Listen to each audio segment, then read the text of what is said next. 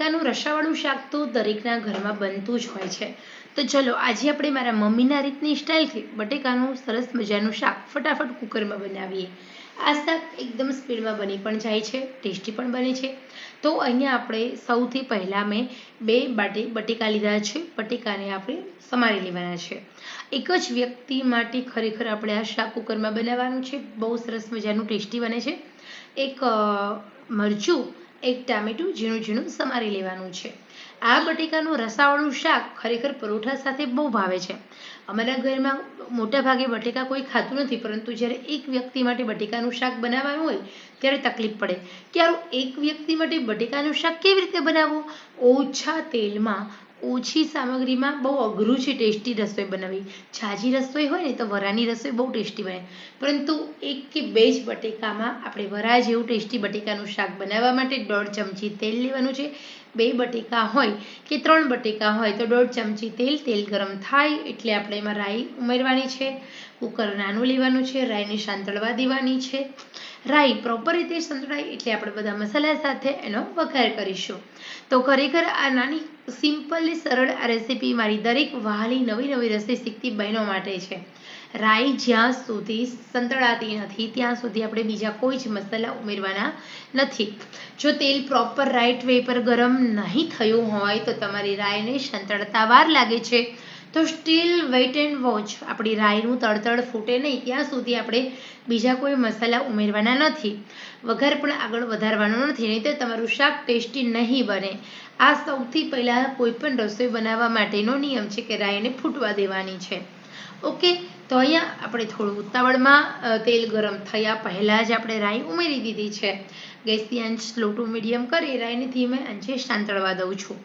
આ મારી ભૂલ છે, એટલા માટે હું તમને પણ કહું છું કે તમે રસોઈ બનાવી રહ્યા હોય તો તમે ખાસ આનું ધ્યાન રાખજો. રાઈ સંતળાય એટલે તરત જ આપણે જીરું ફટાફટ સંતળાઈ જાય. જીરું સંતળાવવામાં બિલકુલ વાર નથી લાગતી. જીરું સંતળાય એટલે તરત મરચાં અને ટામેટાં જે સમારેલા છે એ, હળદર અને વઘાર ઉડે અને આપણું રસોડામાં કોઈ વાસણ ગરમ ના થાય, ખરાબ ના થાય એટલે આપણે ઉપર કુકર ઢાંકી દીધું. ગેસની આંચ મીડિયમ રાખી બટેકા ઉમેરી દીધા. થોડું કાચું જીરું ઉમેર્યું છે, હળદર પહેલાં ઉમેરી છે, કશ્મીરી લાલ મરચું, રેશમ પટ્ટો લાલ મરચું, થોડું નમક એડ કર્યું છે, થોડું ધાણા જીરું એડ કરશું અને થોડો ગરમ મસાલો એડ કરી દે. ગરમ મસાલો કોઈ પણ લઈ શકો છો, પરંતુ હા, ગરમ મસાલો ઉમેરજો. ભલે તમે ચપટી ઉમેરો, પરંતુ ગરમ મસાલો ઉમેરવો ખૂબ જરૂરી છે.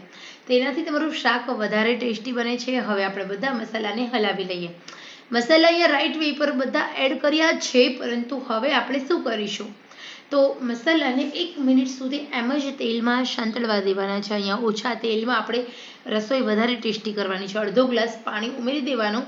1 મિનિટ થાય એટલે હવે કુકરનું લીડ બંધ કરવાનું છે અને એકદમ મીડિયમ આંચે 4 સીટી થવા દેવાની.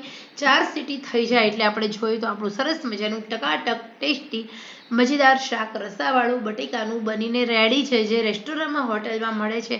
તીખું તમતમતું તો સુરેન્દ્રનગરનું ફેમસ એવું રસાવાળું નોવેલ્ટીનું જે બટેકાનું રસાવાળું શાક. બટેકા રેબાળા નથી, એનું કારણ કે આપણે ગેસની આંચ ધીમી રાખી છે. બટેકાનો રસો એકદમ સરસ ઘટ બન્યો છે, કારણ કે આપણે બધા મસાલાને તેલમાં 1 મિનિટ સુધી ચડવા દીધા છે.